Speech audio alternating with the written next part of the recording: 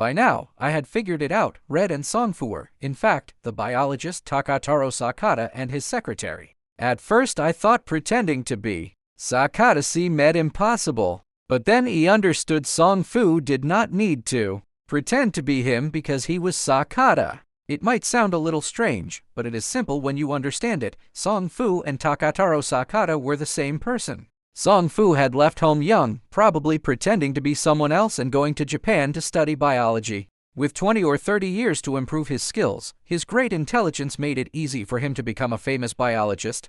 More than that, his identity as a biologist might have been a cover for other activities. The name traveling professor hinted he was not a person who stayed in one place. Just then, I heard Red cry out, "Professor, what is wrong with you? Are a few hukbalahap really enough to scare us off?" Songfu's voice was calm and steady. "Miss, it's not just a few, this is their strong base." Red said back, "Even better. The Philippine government is our friend, and the hukbalahap are their enemies. We could catch them and give them to the police." Songfu made a dry laugh, hey, and said, "Catch the hukbalahap. What is this, a script for a cheap movie? Do you have a super gun hidden somewhere?" After Songfu spoke, Red was quiet for a long time before asking, "So, what do we do?" Songfu's voice was heard. "First, we need to find out where on the island treasurer you hid that money." Hearing this, I turned to Song Jian and whispered, "Brother Song, they don't know where the money is either. It looks like we are not out of the game yet."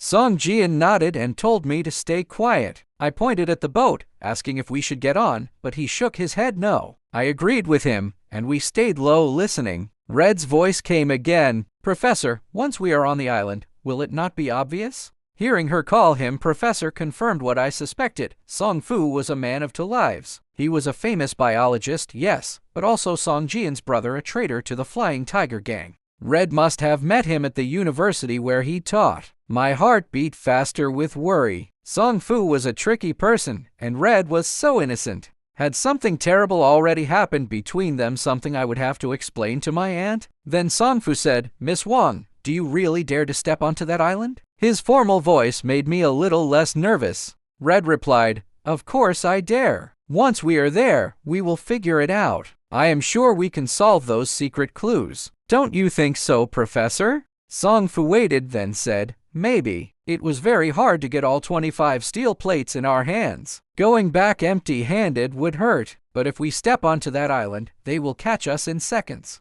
Red asked strongly, "You know about Grace, right?" "Of course," Songfu answered. "She went to a cannibal tribe in New Guinea, and here I am, scared to even go near the hukbalahap."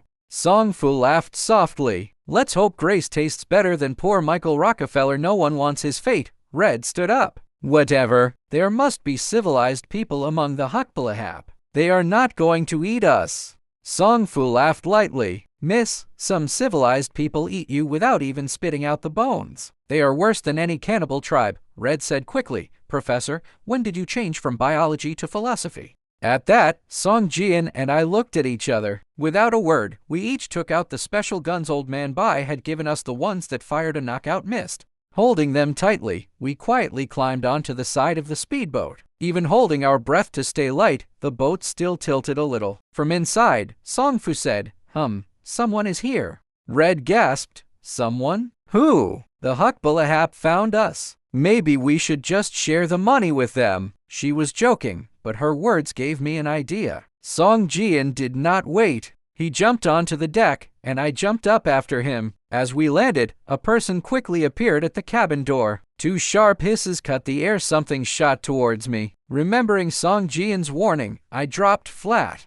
At the same moment, Song Jian made an ah sound and stumbled, falling onto the deck. A thud was heard as something hit the wood. My heart jumped. Had Song Jian been hit by a poison dart? I sprang up, not thinking about danger, just as Songfu turned to check on him. In that moment, I pulled the trigger. A fine mist sprayed out, moving towards Songfu. To my surprise, Song Jian, still on the ground, jumped up and fired his gun too. Another cloud of mist hit Songfu right in the face. Caught from both sides, Songfu had no chance. He swayed, then hit the deck with a loud sound. Old man Bai's knockout drug had worked perfectly. I rushed to Song Jian. "Brother Song, are you hurt?" "I'm fine," he said. We barely said a word before Red's voice made a loud sound from the cabin door. Nobody move. We looked up. She stood there, holding a rifle, her face serious. In English, she asked strongly, "Are you Hukbalahap?" I could not help but laugh. "Miss Wong, if we were Hukbalahap, you would already be dead." Her face when she heard my voice was beyond words, eyes wide, mouth open in surprise, unable to speak, yet the rifle still pointed at us. I stepped forward and gently pushed the gun barrel aside. But Red, whether from nerves or shock, had her finger tight on the trigger. My push moved the gun, and her finger slipped. A very loud bang was heard through the cave as a bullet screamed out. The sound was much louder and very scary. Red made a surprised cry, "Cousin, it's you." She threw the rifle aside and ran to me, putting her arms around my neck, kissing my cheek again and again. But my heart was beating fast for a different reason. That gunshot had surely warned the Hukbalahap. I pulled her arms off me. "Brother Song, we have to get this boat out of here now." Song Jian was already at the back of the boat, starting the engine. The speedboat made a loud sound and went fast out of the cave. Red kept talking, "Cousin, I was planning to see you again before going back to America. On that island." I could not take it anymore and said sharply, "Red, if you want to go back to America, shut your mouth." I almost said "shut your damn mouth," but stopped myself in time. Red put her hands on her hips, her eyes burning. "What is so great about you, huh? Honestly, I am much better than you." I did not have time to argue. I jumped to the front of the boat. Gunfire was heard from the cliffs above, and signal lights flashed in the dark. The speedboat went fast along the reef towards the cave where our own boat was hidden. I shouted, "Brother Song, don't stop when we pass the cave, keep going straight out to sea." Song Jian called back, "Be careful, Brother Wei." I did not have a chance to reply. We were already close to the cave. I jumped into the water, hearing Red yell behind me, "What is so special about swimming?" I jumped in and swam as fast as I could towards the cave. I am sure I swam those few dozen yards faster than any world champion. By the time I quickly got onto our speedboat, the sound of engines was heard outside, not just Song Jian's boat, but others. The Hukbalahap had quickly gotten ready. I started 2 engines, and our speedboat almost flew over the water as it shot out of the cave. The moment we left the entrance, many gunshots were fired. Ahead, 4 armored Hukbalahap boats were coming close to Song Jian's boat. Their boats were faster, and the distance had become only 70 or 80 meters. Both sides were in a fierce gunfight. I turned the 3rd engine to full power, pushing our boat to its limit. Water sprayed high, making me completely wet. Soon, I passed the 4 armored boats and came close to Song Jian's. As I passed, a dark shape suddenly flew from his boat towards mine. I moved forward fast, caught it, and threw it into the cabin. A loud cry followed. It was Red. She had not jumped. Song Jian had thrown her over. As she landed in my boat, our speedboat passed his. In that moment, I threw a rope, tying his boat to mine. The engines made loud sounds, water moved violently, and my boat pulled his out to sea.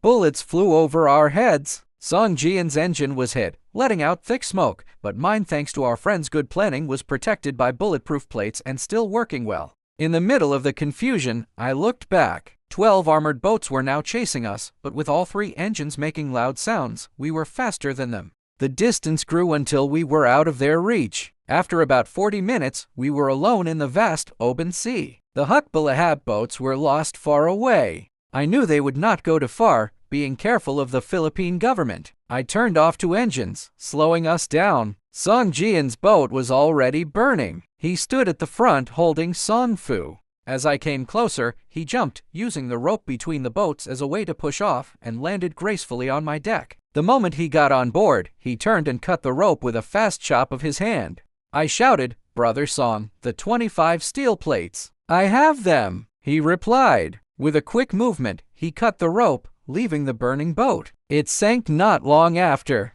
Only then did Song Jian and I breathe a sigh of relief. We looked up to see Red standing on deck, making a sad face. "Cousin, you threw me so hard it hurt." I wanted to scold her but could not. "Forget it," I said quietly. She made an angry sound and walked into the cabin. Song Jian and I followed.